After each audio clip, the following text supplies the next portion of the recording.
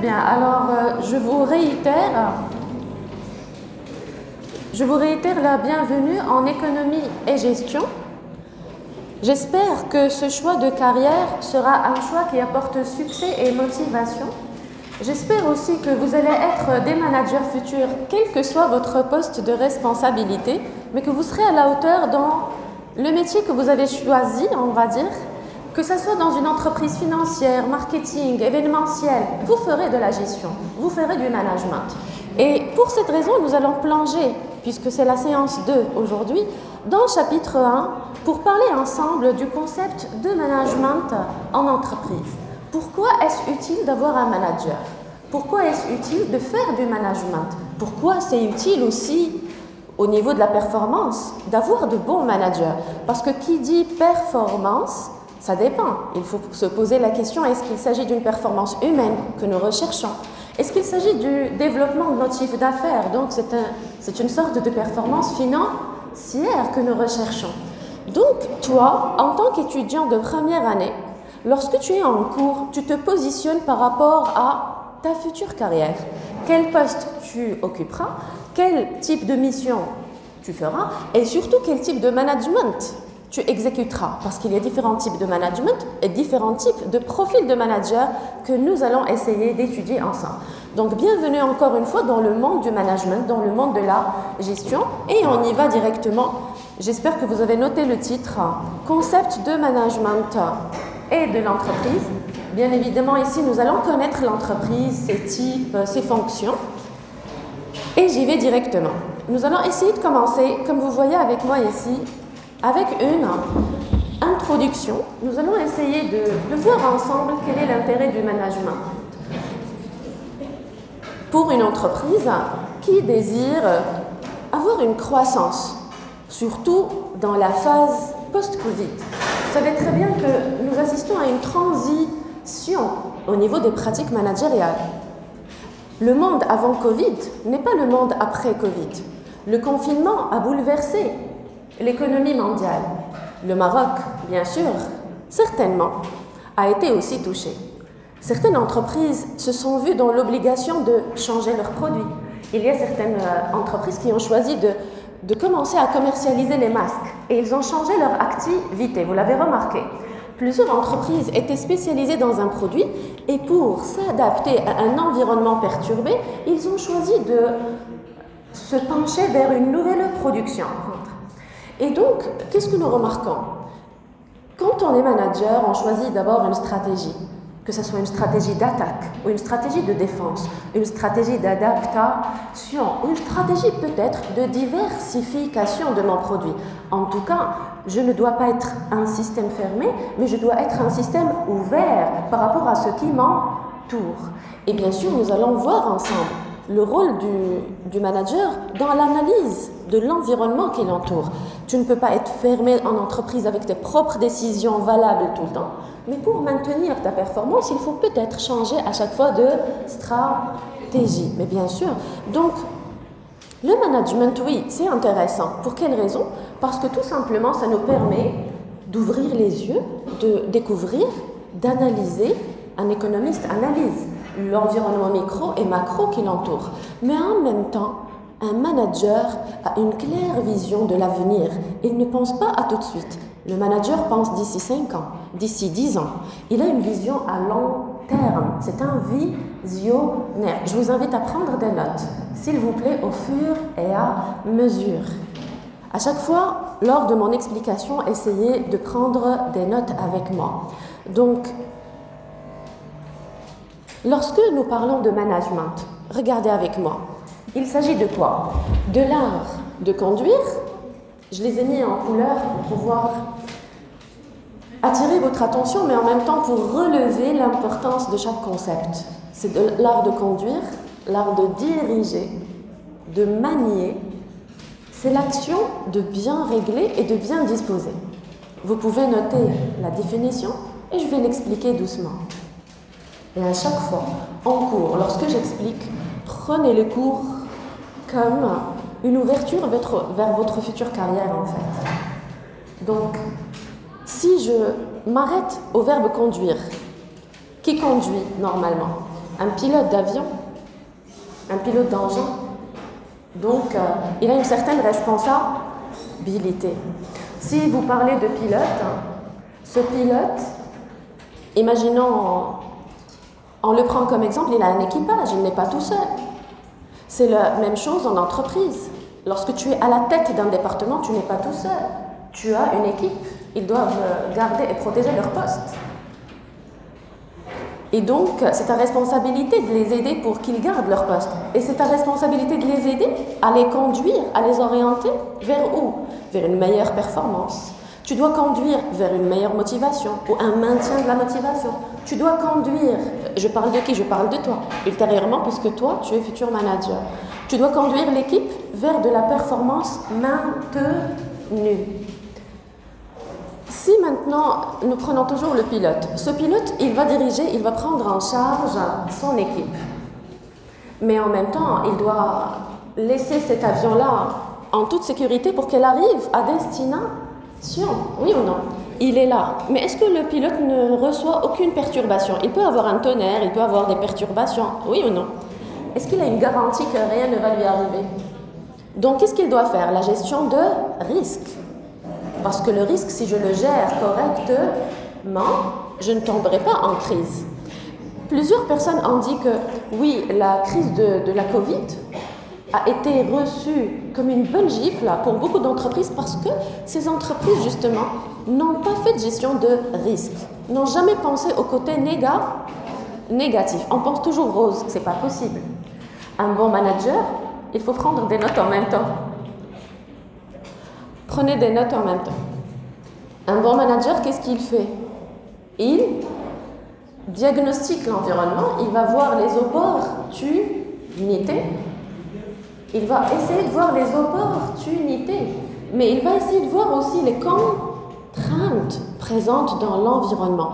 Il va essayer de prévoir, de réfléchir en avance, qu'est-ce qui peut se passer ultérieurement. Et si j'ai un problème, ça peut arriver, comment je devrais agir? Donc, il fait de la gestion prévisionnelle, de la gestion en avance. Il prépare en avance les solutions à des problèmes futurs qui ne sont pas encore arrivés. Est-ce que vous avez compris? Il s'agit d'une intelligence comportementale de la part du manager. Qu'est-ce qu'il fait? Il essaie de réfléchir autour de problèmes à venir qui ne sont pas encore arrivés, mais qui risquent de venir. Et donc, il leur prépare les solutions en avance. Donc, si on veut résumer, en fait, puisque nous sommes en train de parler de la conduite d'un équipage, de la conduite d'une entreprise, les caractéristiques du manager, moi, je dirais c'est un visionnaire. Il voit loin. Toi, tu dois voir loin si tu veux être visionnaire. On peut aussi dire c'est quelqu'un qui a l'adaptabilité. Il s'adapte. Si le bon côté arrive, très bien, il gère. S'il y a des soucis, il ne panique pas, il ne stresse pas, il essaie de gérer. Nous sommes en train de parler des caractéristiques du manager. Nous avons dit quoi? S'adapte à l'environnement. Qu'est-ce qu'il fait? Il faut noter au lieu de me regarder. Il réfléchit en avance, prévoit en avance. Qu'est-ce qu'il fait? De la gestion D'accord. Et il gère l'équipage. Donc, il veille au maintien des performances. Il te mène vers la performance. Vous allez me dire, madame, c'est un manipulateur? Oui, pourquoi pas? Il te motive. Il te contamine avec son énergie positive. Il crie sur toi, il te donne des avertissements lorsqu'il le faut. Il te montre les limites lorsqu'il le faut. Mais en même temps, il essaie de t'approcher, de t'observer, de te coacher. Il est grand frère une fois, il est un papa une fois, il est professionnel une fois, il mélange, c'est comme un caméléon. Il change à chaque fois de comportement avec toi. Pourquoi? Parce que le manager a ce flair, a ce sixième sens. Il sait à chaque fois, avec n'importe qui, comment agir et comment réagir. Donc, ici, qu'est-ce qu'il doit faire? Nous diriger. Et lorsqu'on parle de direction, dans le mot direction, il y a une destination et il y a une fin à la destination, oui ou non? Donc, comme on peut prendre par exemple l'exemple d'un orientateur, c'est qui oriente lorsque nous sommes perdus? Un guide, peut-être. C'est lui qui va nous montrer le chemin. Donc, un manager à la tête d'une équipe va essayer de faire des réunions chaque matin, qui s'appellent des réunions de briefing. Moi, à votre place, je vais noter. Arrêtez de me regarder et notez. Je briefe mes salariés. Réunion de briefing. Pourquoi je dois briefer mes salariés? Pour leur montrer la direction du jour. Je ne dois pas leur dire travailler. Allez-y. Non, je vous montre le chemin et je vous laisse travailler. Voilà les missions du jour. Voilà les tâches du jour. Voilà les déplacements qu'il faut. Voilà l'objectif du jour. Lorsqu'il a coaché, il a expliqué, il a reformulé le matin et il a donné une dose de motivation le matin. Donc après, c'est aux autres de jouer. La balle, elle est chez les autres. Qu'est-ce qu'il doit faire en fin de journée? Il doit leur faire confiance et partir? Qu'est-ce qu'il doit faire en fin de journée? Ben oui, parce que s'il ne fait pas de suivi du salarié, qu'est-ce que le salarié va faire en fin de journée? C'est bon, monsieur, ne vous inquiétez pas, j'ai tout fait. Est-ce que vous pouvez croire? Donc, il faut du pilotage salarial. C'est quoi le pilotage? Ça veut dire suivre le salarié. Le piloter, ça veut dire, ça va, ça s'est bien passé? Est-ce que tu as atteint les objectifs du jour? S'il te plaît, passe chez moi. Ou on passe 3-4 personnes, on se rencontre dans la salle de réunion rapidement. On fait quoi? On fait un débriefing. Qu'est-ce qu'on a fait le matin? On a briefé les salariés, on les a coachés, on les a dirigés, on a montré le chemin aux salariés. L'après-midi, qu'est-ce qu'on fait? Parce que c'est moi qui ai pris la parole. Moi, je suis manager. J'ai pris la parole le matin. J'ai montré. Voilà. C'est qui va prendre la parole l'après-midi? C'est les salariés qui vont faire une petite synthèse de l'activité du jour. Voilà ce que j'ai fait, voilà ce que j'ai pas pu faire. Cet objectif était un peu difficile à atteindre. Cet objectif était un peu non adéquat. Ils commencent à quoi? À partager leur activité du jour. Et c'est une façon pour toi de savoir est-ce que les objectifs du jour sont atteints ou pas. Et c'est aussi une évaluation salariale. Et donc l'évaluation salariale en GRH ne se fait pas en décembre à la fin d'année pour venir reprocher aux salariés leur baisse de performance. Vous allez me dire, madame, il y a des personnes qui ne peuvent pas suivre tout le monde. Si madame, j'ai 5000 salariés, si madame, je travaille dans une grande industrie, je vais commencer à suivre chacun.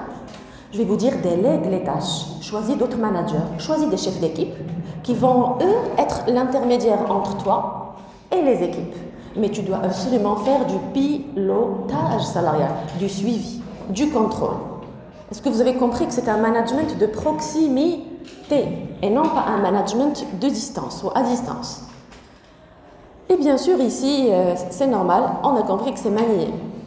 Donc, on règle les soucis au fur et à mesure pour arriver justement à générer un chiffre d'affaires à la fin d'année que nous espérons.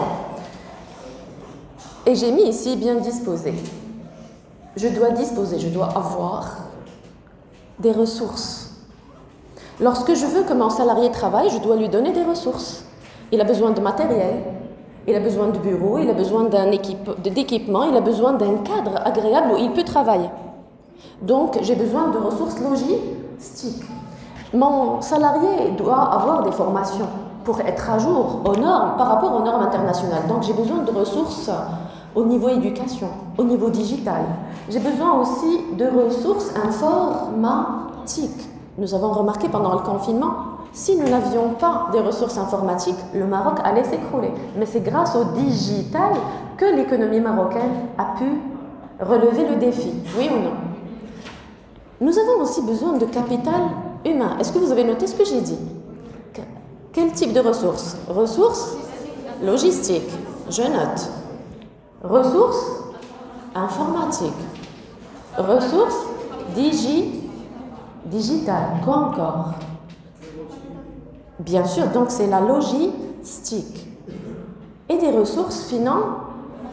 Mais bien sûr, pour pouvoir arriver vraiment à motiver le salarié, il y a une motivation psychologique et il y a une motivation monétaire. Si je te dis bravo, c'est bien, tu es un bon élément, nous avons besoin de toi, c'est très bien, c'est une motivation psychologique. Mais toi, en contrepartie, tu me dis, madame, moi je vous aime bien, j'aime bien mon bureau, la mission, le travail, mais est-ce qu'il y a une rémunération de plus? Est-ce qu'il y a des primes de rendement? Est-ce qu'il y a des primes de déplacement? Et à chaque fois, je me déplace. Est-ce qu'il y a des primes? Donc, moi, si j'ai des ressources financières qui me permettent de te motiver financièrement, est-ce que j'aurai de la performance de ta part ou non? J'aurai de la performance. Parce que c'est un système de motivation quand même qui est win-win pour les deux. Moi, j'aurai une performance du salarié et toi, tu seras winner. Win-win, c'est winner. Je suis gagnant, tu es gagnant. Je te motive monétairement, financièrement, tu donneras des résultats. En tout cas, un bon manager réfléchit à tous les types de ressources dont il a besoin. Et je pars directement alors vers le rôle de ce manager. Et j'ai mis le premier verbe, et je l'ai mis en rouge, c'est adapter. Il va adapter, comme vous remarquez, les techniques de gestion de l'entreprise aux conditions de l'environnement. Dans le mot adapter, nous avons une stabilité ou nous avons un changement? Nous avons un changement. Je m'adapte à chaque fois à ce que je rencontre, aux conflits que je rencontre, aux problèmes que je rencontre. Les problèmes sont de quelle nature? Humaine, financière, technique. Je dois à chaque fois m'adapter. Les problèmes de l'année dernière ressemblent aux problèmes cette année? Non, ils ne ressemblent pas. Donc je dois déployer d'autres efforts pour aller chercher d'autres solutions. C'est une adaptation permanente au changement. Et c'est ce que McNamara nous dit. On ne peut pas réfléchir de la même façon tout le temps. On doit absolument, à chaque fois, nous adapter avec un nouveau fonctionnement, un nouveau problème. La crise du confinement, un arrêt. Stay home, ne sortez pas. Quoi? Mais c'est pas possible. Et le consommateur, comment il va accéder aux produits? Non, on ne peut pas accéder aux produits. Donc, qu'est-ce que les gens ont fait? Au lieu de pleurer, ils ont pensé au service de livraison à domicile. C'est l'entreprise qui vient chez le client, et non pas le client qui vient chez l'entreprise. Oui ou non? L'approche client a changé. Au lieu d'attendre le client qu'il vienne au magasin, on commence à faire plus de pubs. On commence à être sur Facebook, sur toutes les plateformes, pour pouvoir approcher. C'est l'entreprise qui fait un effort d'approche. Donc, changement de stratégie, adaptation. Parce que le contexte nous oblige à trouver de nouveaux moyens de fonctionnement. Donc, si nous voudrions, chers étudiants, retenir 3 concepts de base du management, nous allons retenir de la gestion. Tu fais de la gestion humaine, la gestion technique, la gestion de logistique, la gestion du quotidien. Tu vas même gérer le stress de tes salariés, ton propre stress. Tu vas gérer ta motivation et la motivation des autres. Tu vas gérer en fait l'ensemble des facteurs du jour. Donc c'est une gestion au quotidien. 2, tu vas montrer le chemin, tu dois diriger. Tu dois donner des sanctions aussi. Tu dois donner des avertissements aussi. Tu dois faire du pilotage salarial, tu dois faire du suivi, du contrôle. Mais en même temps, tu dois planifier. Regardez combien d'éléments nous avons dans ce manager futur, le jour où vous serez en entretien de recrutement. Le recruteur pourra vous poser la question, pour quel poste postulez-vous? Si vous voyez que ce que j'explique s'applique sur votre personnalité, si ce que j'explique est déjà, ça fait partie de toi, vous pouvez lui dire, monsieur, je suis fait pour un poste de manager, un poste de gestionnaire. Il comprendra que l'ensemble de ces caractéristiques se trouve déjà dans ton profil. Et quand on parle de manager ou de gestionnaire, ça peut être dans n'importe quel corps métier. Gestion d'un département, gestion d'un rayon, gestion d'un service, gestion d'équipe, gestion de mission, chef de projet. Tu peux accéder à n'importe quel type de poste, mais tu feras du management. Et bien sûr, ceci nous emmène vers une phrase qui va essayer de nous résumer ce que nous avions dit ensemble. C'est un ensemble de techniques, ce que nous sommes en train d'expliquer. C'est un ensemble de techniques dans lequel nous retrouvons une certaine organisation. Chacun est à sa place, il agit au bon moment, avec les ressources présentes pour réaliser un chiffre d'affaires. Objectif, profit. Lorsque nous faisons un bilan, nous devons dégager un profit. Option échec n'existe pas pour un manager. Donc le manager, il fait du cadrage. À chaque fois, il cadre, il corrige, il continue. L'arrêt n'existe pas, l'échec n'existe pas, nous devons continuer. Malgré tout, nous pouvons nous tromper, nous pouvons commettre des erreurs. Ce n'est pas grave, il faut réajuster, corriger et continuer. Donc, action. Si on veut retenir 3 mots de cette phrase, on peut écrire sur vos cahiers action, on doit agir. Quel que soit le contexte, quels que soient les problèmes, nous devons agir. Je ne peux pas rester fermé, dire oui, j'ai un problème. Oui, et alors, agis, fais quelque chose.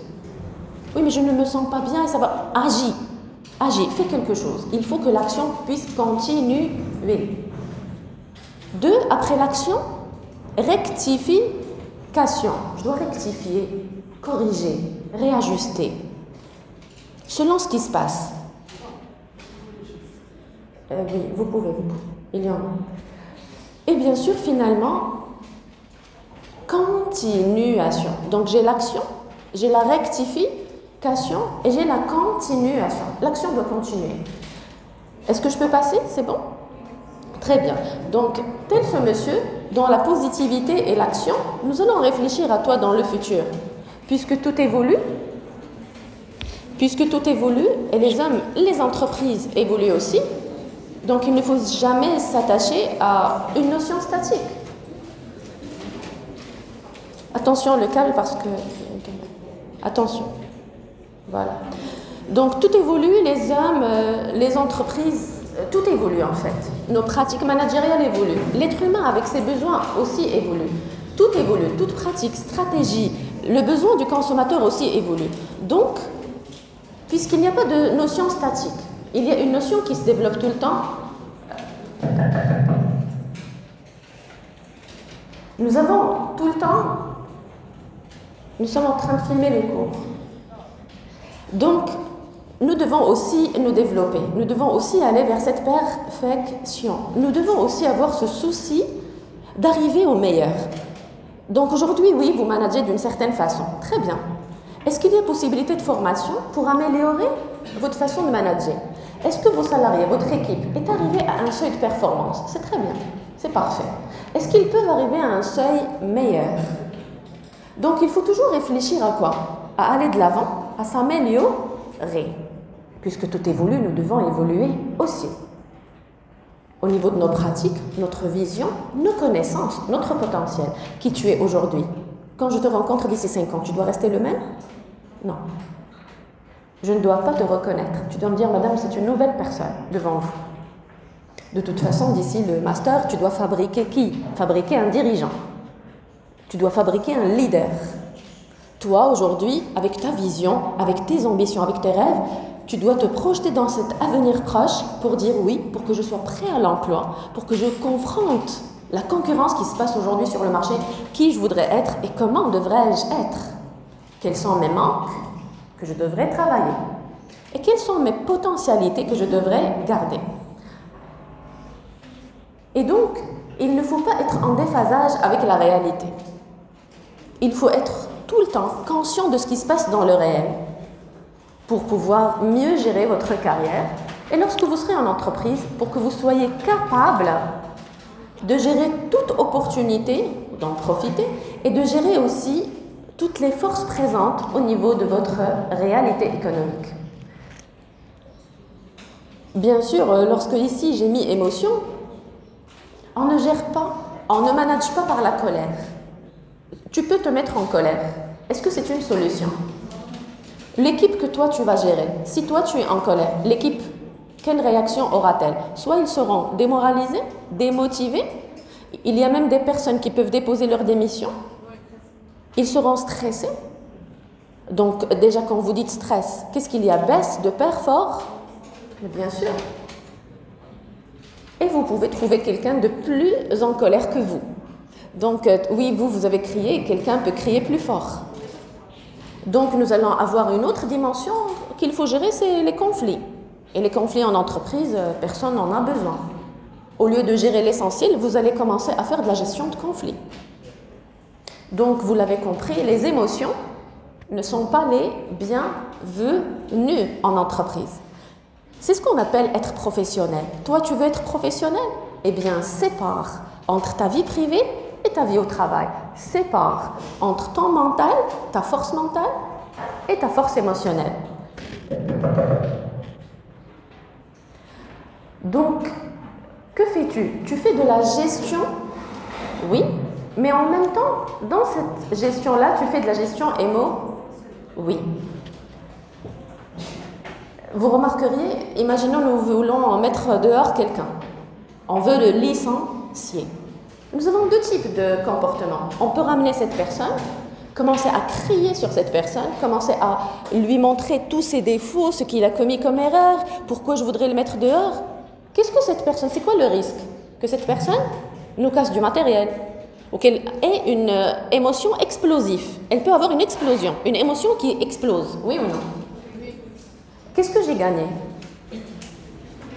Rien. Je vais avoir des pertes.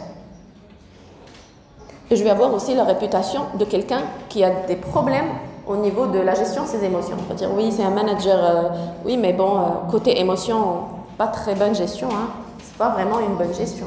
Il s'énerve trop, lève la main, il a un certain comportement autoritaire. Non, ça marche pas. Par contre, vous pouvez vouloir carrément donner un avertissement et vouloir mettre dehors quelqu'un. Et vous pouvez venir lui demander d'assister avec vous, avec le sourire, vous faites de la gestion d'une situation très difficile. Lui dire oui, vous avez été vraiment à la hauteur dans plusieurs projets, mais fort malheureusement, il y a eu certaines erreurs sur lesquelles vraiment on ne peut pas fermer les yeux. Oui, nous avons eu une très belle aventure ensemble. Nous avons vécu 5 ans ensemble, mais aujourd'hui, il faut se séparer. Peut-être que vous allez trouver un horizon meilleur. Et on vous souhaite bon courage. D'ailleurs, on vous a préparé un pot d'adieu avec des gâteaux, etc. dans la salle à côté. On vous remercie infiniment pour tout l'effort que vous avez fait. Qu'est-ce que tu es en train de faire? De te séparer de son poste. Tu es en train de le mettre dehors. Tu es en train de le mettre à la porte. Mais avec quelle méthode? Avec le sourire, avec le calme. Donc la force, elle est où? La force, elle est dans la voix. Si je crie, je suis forte. La force, elle est dans les bras. Si je frappe, je suis fort. La force, elle est où? Elle est mentale. Ta force, elle est beaucoup plus mentale. Lorsque toi, tu es un stratège, tu utilises une stratégie, là, tu es fort.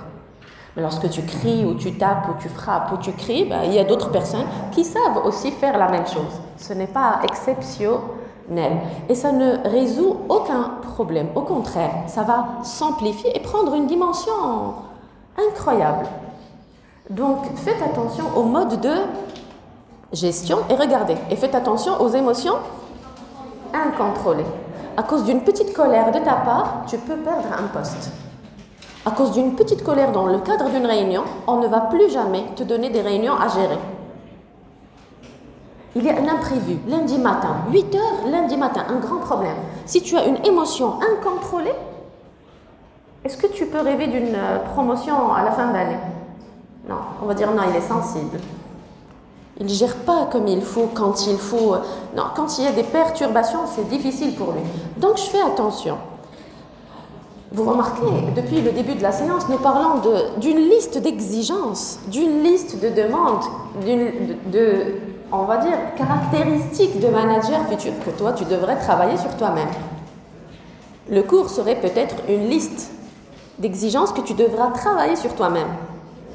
Donc, c'est des objectifs ou des pistes d'amélioration. Exactement, c'est des pistes d'amélioration. Pour que d'ici la fin du cursus, d'ici la fin, lorsque la faculté va te donner ton diplôme, tu seras une tête pensante, une personnalité équilibrée, des émotions que tu arrives à gérer, tu seras un profil intéressant. Et donc, c'est une responsabilité qui t'attend. Maintenant en tant qu'étudiant, mais ultérieurement en tant que chef de projet ou chef de mission ou chef d'équipe. En tout cas, ça sera une responsabilité et tu feras de la direction parce qu'on l'assimile à la fonction. Mais oui, tu dois diriger. Et donc, lorsqu'on parle de toi, puisque ce cours c'est pour toi, lorsqu'on parle de manager, tu es qui? Tu seras qui? Tu seras celui ou celle qui vont fixer une stratégie. C'est à toi d'éclairer par rapport à la stratégie. quand tu définis cette stratégie, vers où tu passes après? La mobilisation des ressources. Qu'est-ce qu'il nous faut? À quelle cadence? Voilà, pour qu'on arrive à tel ou tel objectif. L'important, c'est d'arriver jusqu'au bout. Je l'ai mis ici à la fin, c'est d'arriver jusqu'au bout. Bien sûr, ça nécessitera de ta part deux autres qualités. Les personnes qui font never give up, qui n'arrêtent jamais, c'est des personnes déterminées. Déterminées, c'est-à-dire qu'ils ne lâchent pas, qu'ils ne lâchent jamais. Ils disent non, j'ai pas encore fini. Mais tu es épuisée, madame, j'ai pas encore fini. Mais tu es très fatiguée, madame, j'ai pas encore fini. Je dois finaliser jusqu'au bout. Moi, je lâche pas, madame, enfin, en milieu de route. Tu es quelqu'un de déterminé. Et on adore des jeunes avec ce type de motivation, de force interne. Et bien sûr, on comptera sur toi par rapport à deux autres qualités. L'animation d'équipe. Et qui dit animation d'équipe? Qui dit animation d'équipe dit communication. Tu dois être communicateur. Tu peux aller vers l'autre, expliquer à l'autre. Donc tu dois avoir une dose de patience. Parce que l'autre ne comprend pas vite, tout le temps, comme toi. Donc tu dois avoir de la patience. Tu dois avoir de la tolérance.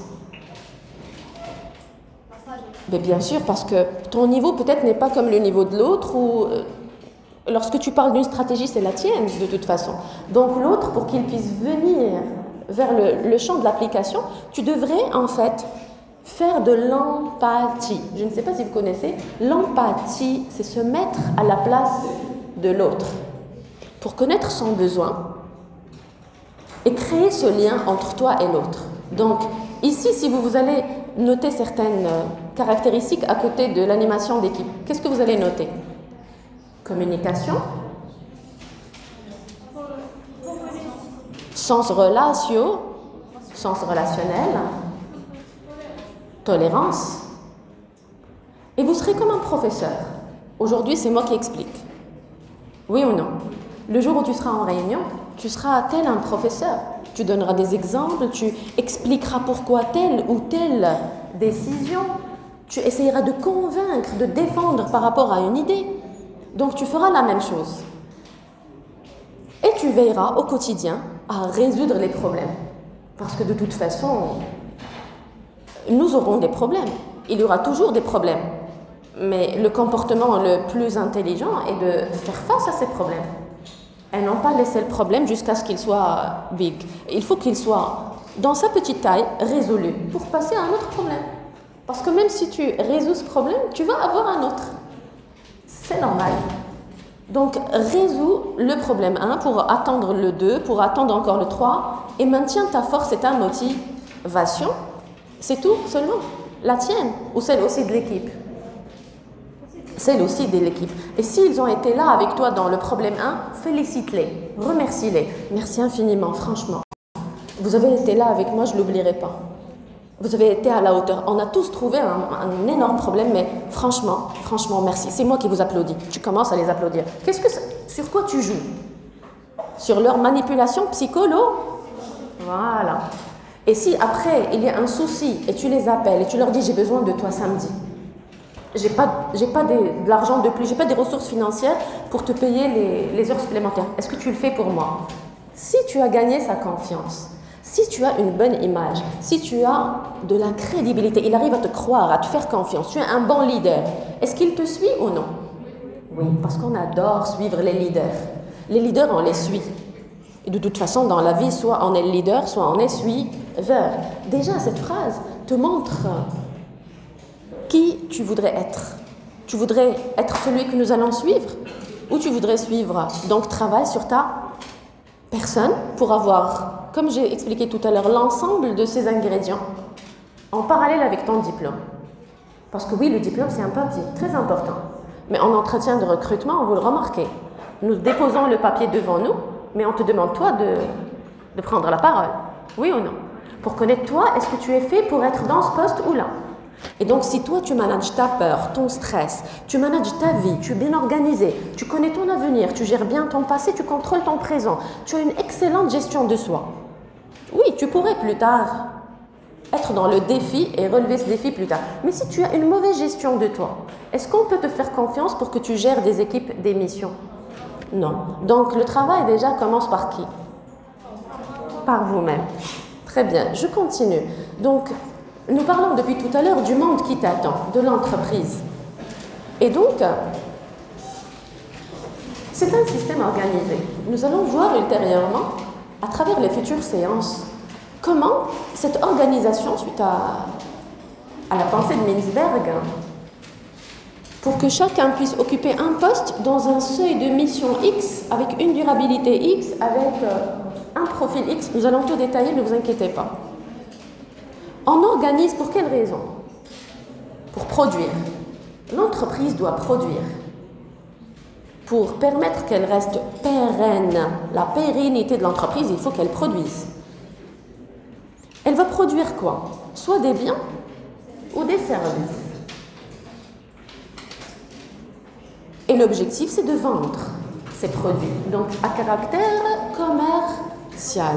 On doit absolument arriver au client et lui vendre notre produit. Donc, vous remarquez ici, juste avec une seule phrase, qu'il y a énormément de postes sur lesquels nous parlons. Si je veux produire un produit, j'ai besoin d'achat de matières donc, j'ai besoin d'un responsable achat. Mais avant, j'ai besoin de quelqu'un qui va d'abord me chercher les bons fournisseurs et me comparer les prix, faire un benchmark au niveau des prix pour que je puisse trouver un fournisseur qui délivre de la qualité, qui respecte les délais de livraison et qui me livre longtemps. Pas qu'il va me livrer et mon consommateur va s'habituer à un produit de qualité, après il ne me livre plus. Les pays où il y a les ouragans, les pays où il y a les inondations, ce sont des pays risqués au niveau de la matière première. Donc je dois aussi étudier leur environnement naturel. Est-ce qu'ils ont des guerres futures ou maintenant? S'ils ont des guerres, donc c'est un environnement politique incertain qui peut me créer après des problèmes au niveau de ma livraison. Même nous au Maroc, pendant le confinement, qu'est-ce qui s'est passé aux aéroports? Les conteneurs étaient pleins de produits, de matières premières, et ils étaient bloqués. Pourquoi? Parce que beaucoup de producteurs marocains n'achetaient pas leurs produits ou la matière première des producteurs marocains, des autres produits. Ils n'encourageaient pas le produit national. Ils préféraient avoir des fournisseurs. Oui, c'est pour cette raison qu'ils ont réorienté leur pratique managériale pendant le confinement. Il y a eu une réorientation. Mais en tout cas, qu'est-ce que je fais? D'abord, il y a le poste, celui qui va faire l'analyse économique, qui va nous faire l'analyse micro et macro. Donc, qu'est-ce qui se passe? L'analyse micro, proche, qu'est-ce qui se passe? Les concurrents, est-ce qu'il y a quelqu'un qui déjà exploite le marché? Est-ce qu'il y a des forces? Il va nous faire l'analyse micro et celui qui va nous faire l'analyse macro pour savoir les dangers, les opportunités, tout. Après, il y a le poste, dans cette phrase-là, d'achat, donc un responsable achat. Lorsqu'on va ramener les produits, on a eu de l'approvisionnement, qu'est-ce qui va se passer? On doit transformer le produit premier en produit fini. Donc on a toute la chaîne d'ouvriers, toute la chaîne avec les responsables qualité, etc. Après, on doit établir une stratégie pour toucher le client. Donc nous avons besoin de têtes pensantes. C'est qui les têtes pensantes? C'est les chefs de départ que non. C'est eux qui vont élaborer la stratégie d'attaque sur le marché. Comment on peut lancer ce produit sur le marché. Et puis après, nous avons les commerciaux. Mais avant les commerciaux, nous avons besoin de personnes qui vont nous faire la pub. Donc on a besoin de maquettistes, de marketeurs, toute une chaîne de postes pour pouvoir arriver vraiment. Et lorsque nous allons arriver à vendre, donc les commerciaux jouent leur rôle. On va récupérer notre argent. Et lorsque nous allons récupérer notre argent, la même boucle va Donc on a besoin de gestionnaire ou pas? Oui, parce que pendant toute cette boucle, si nous avons du professionnalisme, toute la boucle continue et on continue à délivrer la même qualité aux clients. Eux, bien sûr, lorsqu'ils vont se fidéliser, on va faire de la fidélisation client, ils vont être habitués tout le temps à acheter notre produit et ça nous encourage déjà à produire le même produit ou peut-être faire de l'épargne ou peut-être faire un réinvestissement. En tout cas, dans le marché puisqu'il n'y a pas déjà un seul marché, il y a plusieurs marchés dans le cadre de l'économie, nous allons essayer dans chaque marché d'analyser comment on pourrait arriver à doubler ou à tripler notre chiffre d'affaires. Et pour cette raison, déjà, pour cet objectif, il faudrait d'abord connaître les entreprises, connaître leur type, leur classification. Ce cours ou cette partie-là, cher étudiant, soit si toi tu voudrais être salarié, cette partie est très intéressante pour toi, pour connaître la cible où tu voudrais travailler plus tard. Pourquoi pas? Et pour une meilleure gestion. Mais si toi, ultérieurement, imaginons toi, tu fais un master entrepreneuriat, tu voudrais créer ta propre entreprise. Tu voudrais avoir ton own business. Tu me dis, madame, moi, franchement, je ne me vois pas dans le salariat tout le temps. Je voudrais créer ma propre entreprise. Commencer petit, par une petite entreprise et grandir doucement. Je vais te dire, cette partie sera très intéressante pour toi et je vous invite vraiment à suivre. Alors, comment on peut classifier les entreprises? Première des choses, on peut les classifier selon... Voilà, exact. Selon la nature de leur activité. Il s'agit d'une entreprise agricole ou commerciale. Il s'agit peut-être d'une entreprise financière. On va classifier selon l'activité de l'entreprise. On va aussi classifier selon la nature juridique. Il s'agit de... Bien sûr, c'est un chapitre qui est tout le temps à l'examen. Je vous le dis en avance. Chaque année, cette partie-là est très importante pour nous à la mettre aux examens pour pouvoir amener les étudiants à la maîtriser. C'est une partie que tu dois maîtriser en tant qu'économiste. Donc, nous allons les voir en détail, ne vous inquiétez pas. Nous pouvons aussi classifier selon la taille. Il s'agit d'une TPE, PE, PME, que nous allons détailler, ne vous inquiétez pas. Et bien sûr, selon les secteurs, les branches, lorsqu'il y a plusieurs entreprises qui travaillent le même produit ou qui sont dans la même activité, et selon aussi la dimension. Donc, le nombre de salariés, le nombre d'effectifs, le chiffre d'affaires, leur valeur ajoutée. Cette vision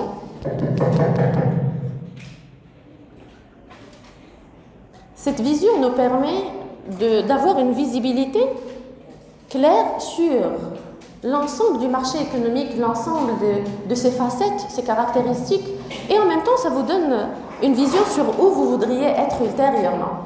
Vous voudriez appartenir à une grande holding ou travailler dans une multinationale, ou vous me dites non madame, je voudrais travailler dans une PME, d'abord j'acquiers de l'expérience, ou madame, ça dépendra, vos réponses seront très différentes ultérieurement. Mais tant que vous connaissez le champ qui vous attend, vous serez prêt de façon meilleure. C'est bon?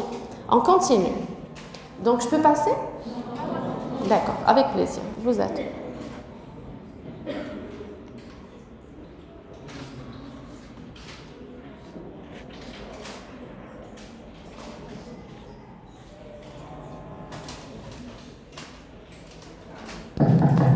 S'il vous plaît.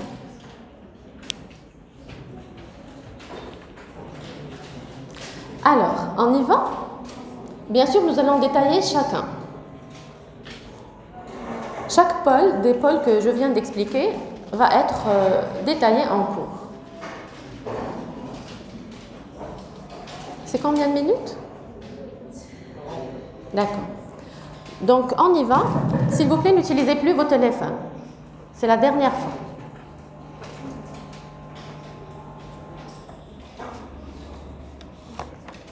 N'utilisez plus vos téléphones. Est-ce que je suis claire?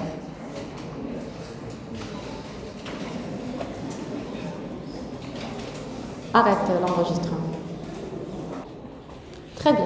Alors, nous continuons sur la base de ce que nous avons expliqué par rapport à la classification des entreprises et nous commençons en premier lieu par définir l'entreprise, mais avec une vision économique.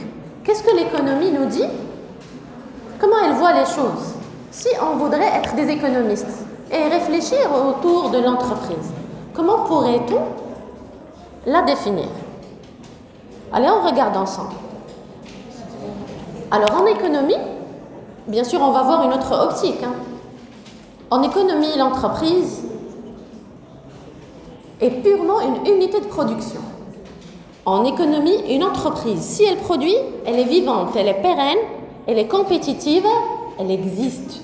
elle arrive à générer un gain, avant de ce produit à générer un gain. Et ce que nous avons expliqué tout à l'heure, chaîne de production, etc. Donc, c'est la même boucle qui se répète tout le temps. Donc, on a besoin de plusieurs ressources, donc de bâtiments, de machines, des moyens avec lesquels nous allons produire. Et nous avons besoin de toi, moi, plusieurs personnes, chacun sa spécialité. Donc, on a besoin d'un capital humain.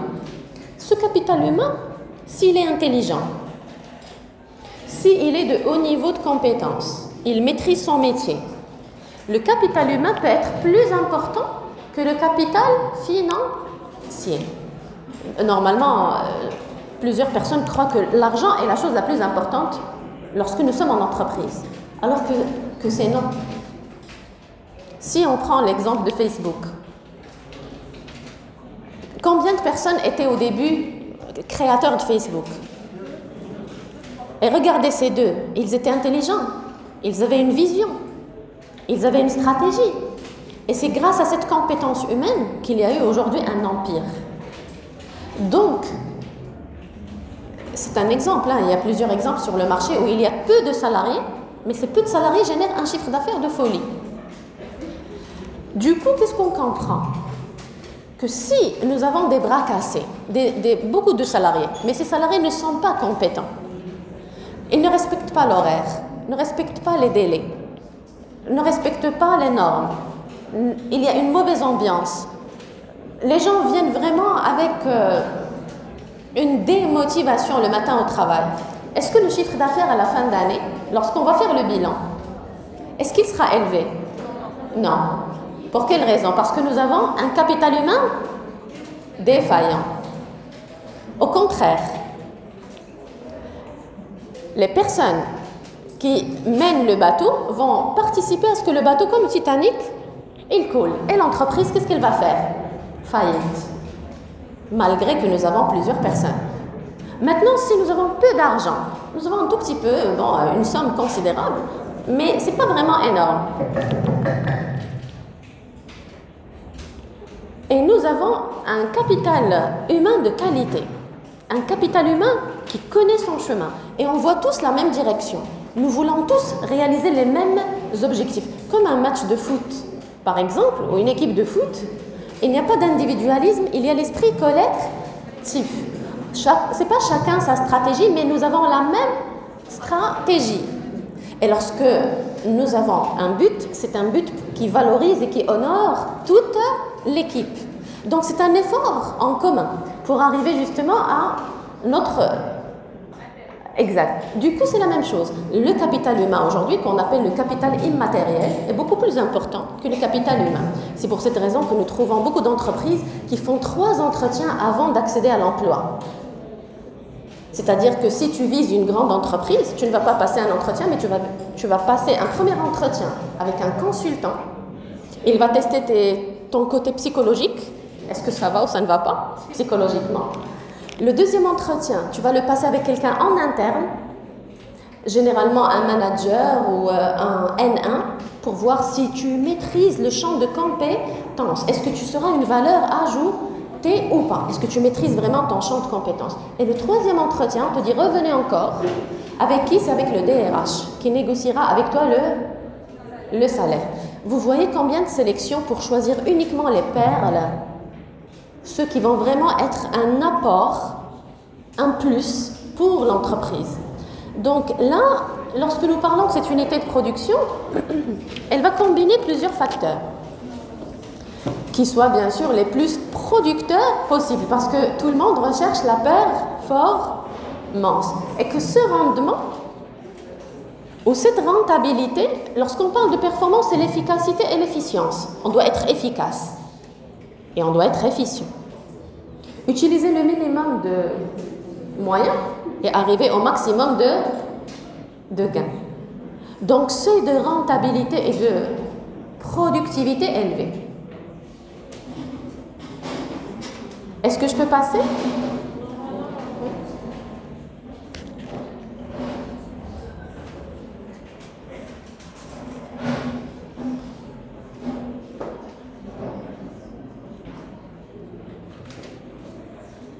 Ici, vous avez remarqué que j'ai souligné le mot rendement.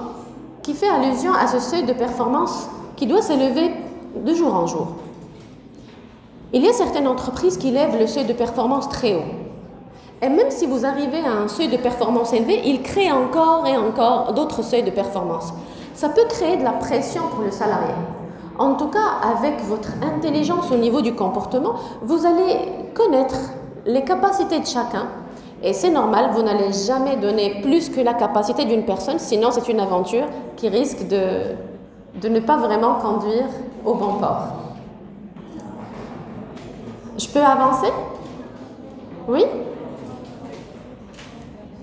De quoi nous parlons tout de suite? Nous parlons de seuil de performance, que ce soit économique ou humain. Voilà.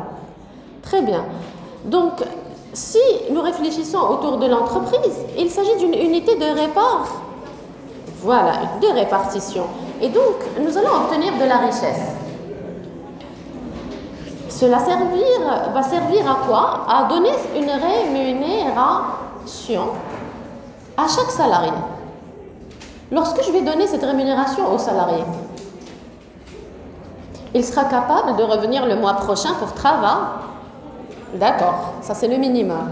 Maintenant, si je rajoute à cette rémunération une motivation pour les heures supplémentaires qu'il a effectuées, pour les réunions qu'il a animées, pour les déplacements, ou un pourcentage au niveau de chaque vente. Il s'agit, comme nous avons souligné tout à l'heure, d'une motivation monétaire ou financière qui joue un grand rôle dans votre management. Oui, la motivation psychologique, merci, bravo, vous êtes quelqu'un de qualité. Elle est très importante, mais l'argent est important aussi. Donc, motivez vos salariés avec des primes. Ce n'est pas du chantage, mais c'est une sorte de motivation. Tu pars en déplacement, tu vas voir tel. Si tu fais ceci, tu vas voir tel. Psychologiquement, il sera motivé. Ce n'est pas la peine de lui dire motive-toi parce qu'il sera motivé. Il sait très bien qu'à la fin de cet effort, il va percevoir quelque chose de plus. En tout cas, on rémunère. Et cette rémunération, attention, elle va servir ces salariés parce qu'ils sont citoyens et ils sont consommateurs.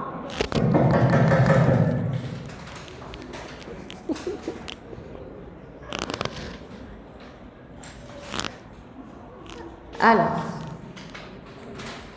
la demoiselle, sortez. La demoiselle, oui, allez-y. Donc, cette rémunération, elle va servir à ce que ces citoyens ou ces consommateurs puissent acheter des produits, acheter nos produits. Et donc, si nous avons par exemple 5000 salariés, nous sommes une énorme industrie.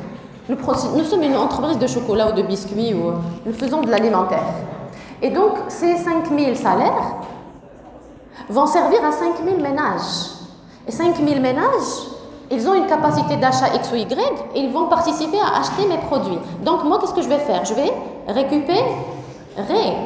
faire de la récupération. Et avec cette récupération, je pourrais faire de la répartition. Et donc, tant que moi je rémunère, ils participent, eux, en tant qu'agents économiques, à l'activité de production, mais en même temps à l'activité de consommation, puisqu'ils sont producteurs, mais ils sont aussi consommateurs. D'accord. Et bien sûr, selon les économistes, chaque entreprise elle est définie comme une unité de production de biens et de services, mais aussi une répartition de revenus. Je pense que ce point est clair. Oui ou non? Est-ce que je peux passer? D'accord, je vous attends.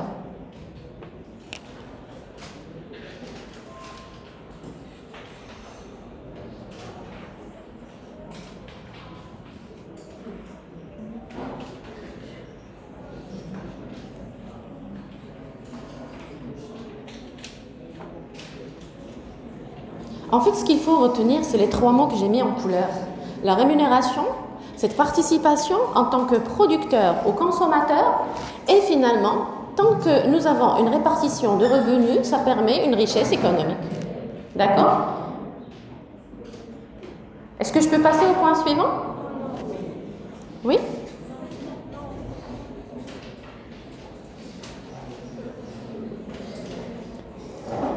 Très bien, allez, on passe. Vous allez garder bien sûr le cours. Si on voudrait réfléchir autour de l'entreprise, qu'est-ce que l'entreprise? Ou quelles sont ses exigences? Ici, vous allez retrouver des réponses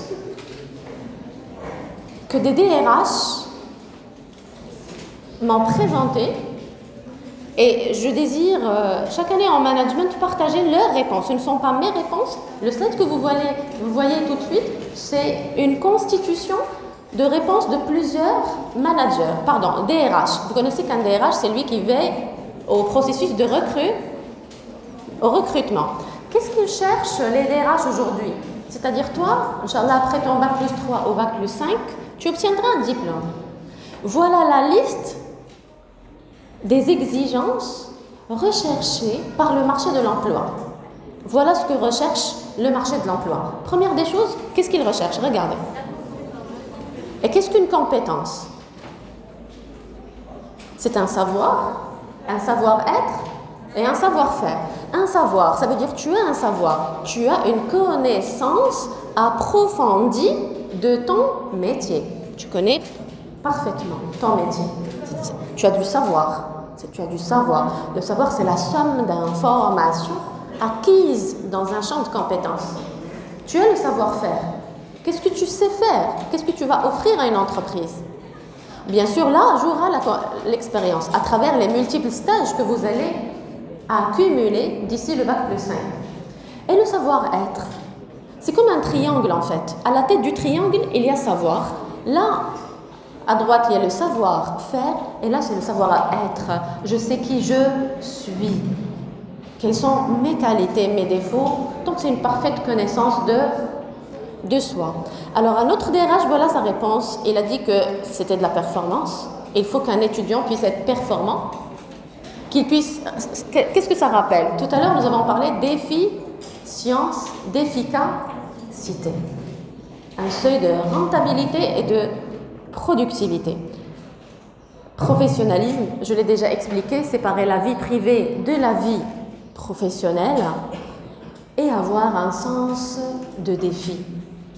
Avoir toujours un nouveau but, avoir toujours le sens d'aventure, ne pas avoir peur. Et même si la peur est là, on gère notre peur et on continue. Un autre a répondu rentabilité.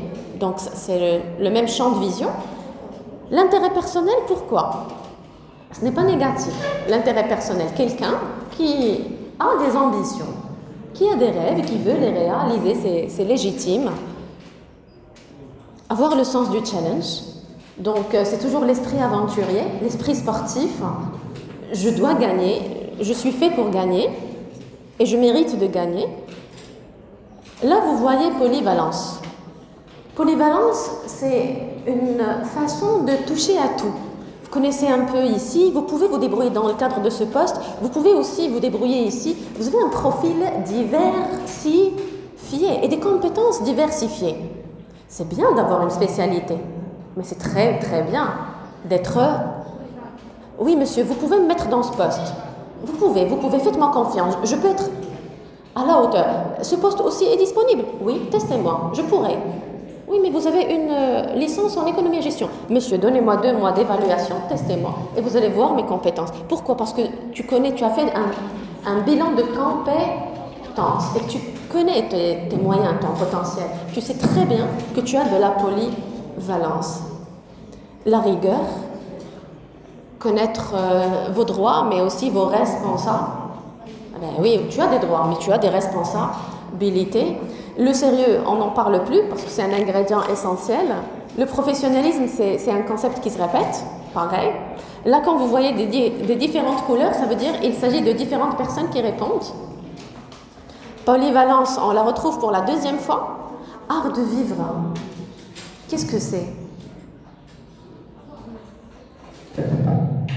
Quelqu'un qui, chaque week-end, peut-être va partir faire un voyage, ou il n'a pas les moyens pour faire un voyage, au moins il va partir à la plage, jouer un match, marcher, respirer. Il prend soin de quoi? De qui?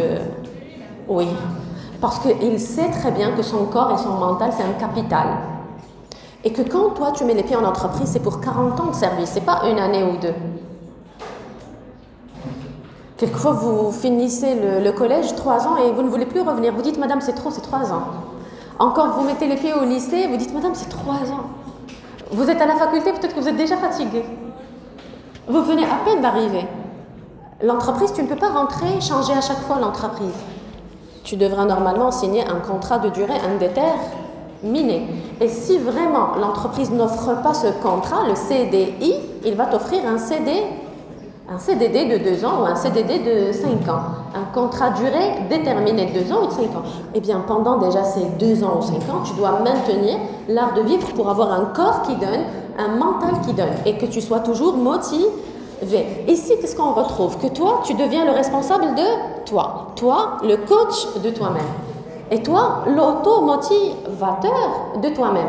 Donc, qui te prend en charge? Toi. Qui prend en charge? Toi. C'est un niveau de maturité. Oui, c'est un niveau de maturité qui nous emmène chaque jour vers aller de l'avant. Ça rappelle la phrase que j'ai dite tout à l'heure. Action, rectification. Quel est le troisième mot? Continuation. Je dois continuer. Je ne baisse pas les bras. Donc, là, on retrouve dynamisme. Oui, on a besoin de quelqu'un qui jette... c'est comme un soleil. Ça jette des vitamines un lundi matin. Tu contamines les autres par ton énergie positive. Très important d'avoir quelqu'un d'agréable à vivre, toujours souriant, qui ne se plaint pas tout le temps. Oui, on sait que c'est difficile, tout est difficile. Qui a dit que la vie était facile? Personne. La vie est très difficile. Les challenges sont difficiles, les conditions sont difficiles. Mais toi, mentalement, tu es comment? Loser ou winner? Un winner ne se plaint pas. C'est comme un boxeur dans un ring. Il a mal. Est-ce qu'il se plaint ou pleure? Tu regardes dans les yeux d'un boxeur, il te regarde. Ça veut dire c'est toi ou moi, point. Il a cette force interne et il ne se plaint pas, ne critique pas. Il continue et n'oubliez pas notre devise. Action, rectification et continuation. D'accord. Alors, je pars directement, puisque si nous parlons d'entreprise et de ses caractéristiques, on parle de la carrière professionnelle dans une entreprise. Eh bien, cette carrière-là, puisque toi, tu es futur manager et tu dois garantir ta carrière, mais la gestion de carrière des autres salariés aussi, de ton équipe.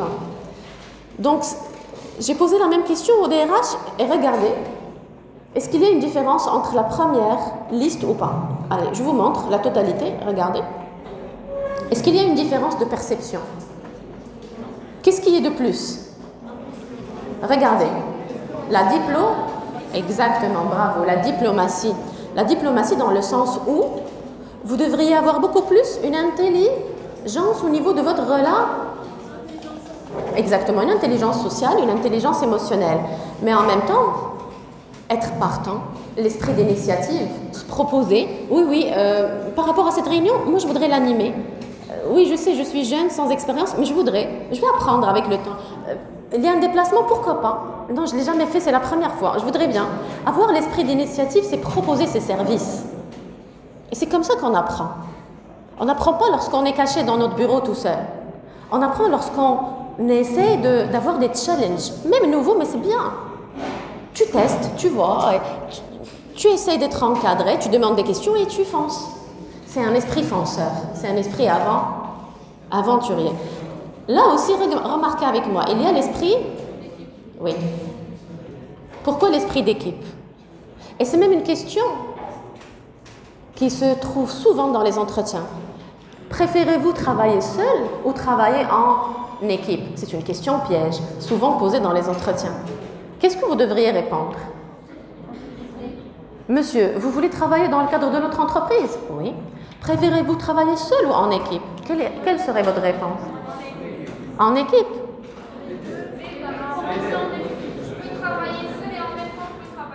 Excellent.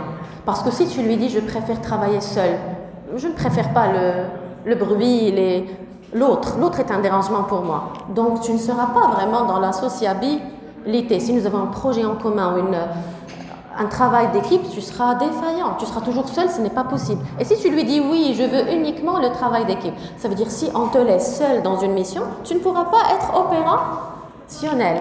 En principe, c'est une question piège et tu devras répondre si vous me mettez seul, je serai à la hauteur. Je suis autonome, indépendant, mature et professionnel. Si vous me mettez dans une équipe, n'ayez aucune crainte. Je suis sociable, agréable à vivre. Je ne suis pas dans l'autorité, je suis dans l'écoute, la communication. Très bien. Alors, vous, aujourd'hui, c'est moi qui vous explique, mais vous, dans 3 ans, vous êtes ici. Toi, c'est cette personne. Après 3 ans, vous serez mes collègues, Inch'Allah. Oui ou non? Ben, après 3 ans, vous serez mes collègues si vous accédez à un poste. Après 5 ans, pour certains, vous serez là, en train d'animer des réunions. Et vous serez là le lundi matin et chaque jour en train de briefer vos salariés. Donc, puisque nous sommes dans un marché concurrentiel et que tout le monde cherche l'emploi, surtout après la phase post-Covid, où il y a eu la fermeture de plusieurs départements. Donc aujourd'hui, l'exigence, elle est beaucoup plus élevée. Et donc, lorsque nous parlons de cette entreprise-là, nous sommes toujours d'un point de vue économique. On parle de patrimoine, avec tout ce que cela englobe, puisque nous avons remarqué que c'est assez grand ce que nous sommes en train d'expliquer. Il s'agit d'une combinaison économique de plusieurs facteurs de production. Mais en même temps, nous distinguons qu'il y a l'importance de cet agent économique qui va donner un plus, ou une valeur ajoutée ou un apport à la production, mais en même temps, s'il est aussi entrepreneur, il va donner un apport côté stratégique. Et s'il est citoyen ou consommateur, il donnera aussi son apport en tant que pouvoir d'achat. Donc l'objectif, c'est qu'on puisse réfléchir autour du besoin de ce consommateur. Un besoin qui change dans le temps. Parce que le besoin d'hier n'est pas le besoin d'aujourd'hui. Le consommateur, il était jeune. Aujourd'hui, il a grandi. Le consommateur, il était fermé. Aujourd'hui, il y a la mondialisation, il y a le libre-échange, il a la télé, il a l'Internet, il a d'autres exigences. Et donc, il veut un produit aux normes internationales. Donc, même le mode de production doit changer et être aux normes internationales. Donc, il ne doit plus juste faire un effort ou être juste performant. Aujourd'hui, il doit utiliser des stratégies compétitives, utiliser du marketing mixte pour justement accrocher l'attention de ce consommateur qui devient de plus en plus exigeant.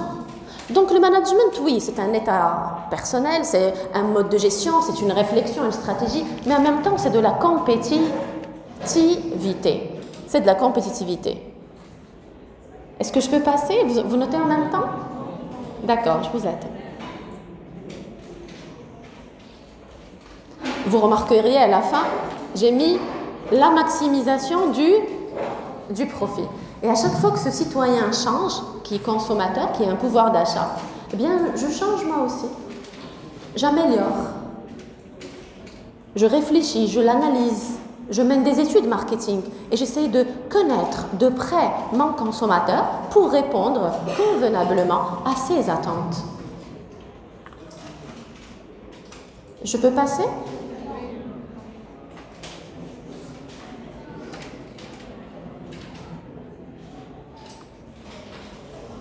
Allez, on y va? Très bien. Maintenant, on passe à la définition, oui, de la loi. Comment la loi voit-elle ce concept-là? Donc, une définition selon l'optique juridique, exactement. Donc là, on va changer un peu de regard, puisque l'espace juridique est un peu différent. Il s'agit ici, tout simplement, d'une vision qui axe l'attention sur un ensemble de structures. On voit ces structures qui vont agir sur le plan économique, avoir un flux économique, avoir des échanges économiques. On va aussi se focaliser sur le statut de l'entreprise. La loi donne plus de valeur à la personnalité juridique que le fondateur de l'entreprise va choisir. Et bien sûr, nous avons des contrats, nous avons des règlements. La loi a sa place en entreprise. Les lois protège l'employeur, les contrats protègent l'employeur et l'employé, le règlement interne protège aussi l'ensemble, ainsi de suite. Il s'agit de certaines frontières. Vous avez, je pense, dans le cours Introduction à l'économie, vous avez fait la définition d'économie, c'est oikos et nomos, oui ou non? Et lorsqu'on parle d'oikos, c'est ordre ou loi. Dans quel cadre? Du ménage, de la maison. Donc c'est la même chose en entreprise.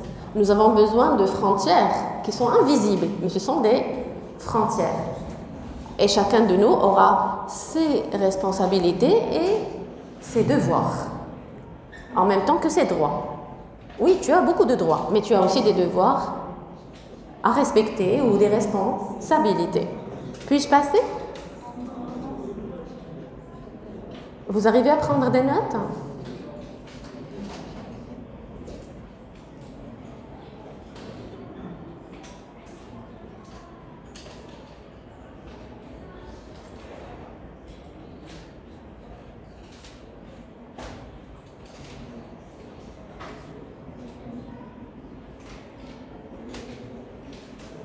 Très bien.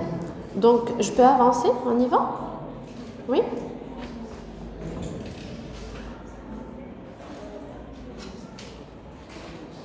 La plupart des questions à l'examen sont concentrées sur le chapitre 1, puisque le chapitre 1 est un chapitre quand même qui contient le plus d'informations, qui est le plus chargé, mais les autres chapitres seront plus, on va dire, vers le détail, mais auront moins, on sacrifiera moins de temps par rapport au chapitre 1. Le chapitre 1 nous prendra minimum 3 séances ou 4 séances, carrément. Donc, maintenant, si on veut parler de l'économie, mais je reviens? Vous n'avez pas encore fini? Vous allez avoir la vidéo avec l'ensemble des éléments. Donc, la réalité économique de l'entreprise, c'est ce que nous avons expliqué tout à l'heure. Nous avons besoin, pour atteindre nos objectifs, de ressources. Et les ressources doivent être diverses, qui vont même faciliter l'atteinte de l'objectif. Donc, elles vont participer au fonctionnement. L'ensemble des ressources que nous avons participent au fonctionnement et participent au développement de l'entreprise. Donc, ces ressources, justement, tant qu'elles sont variées, qu'elles soient matérielles, dynamiques ou immatérielles, vont faciliter l'atteinte de l'objectif, comme je viens de préciser, et vont nous aider à poursuivre ces objectifs économiques. Nous les avons détaillés au démarrage du cours d'aujourd'hui. Ça peut être des ressources que nous avions citées tout à l'heure, digitales, informatiques, humaines, financières. Ça peut même être des ressources liées à la formation, donc des ressources de connaissances. Ça peut être une certification nouvelle, donc des ressources liées à l'exécution du travail. Nous allons essayer de voir en détail.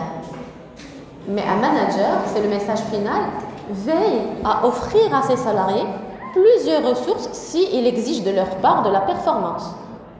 Si tu as des exigences en face de tes salariés, tu leur demandes un seuil de performance, il faut leur offrir les ressources. C'est tout à fait normal. Est-ce que je peux passer? C'est combien de minutes? 40? D'accord. Alors, est-ce que je peux continuer? Oui?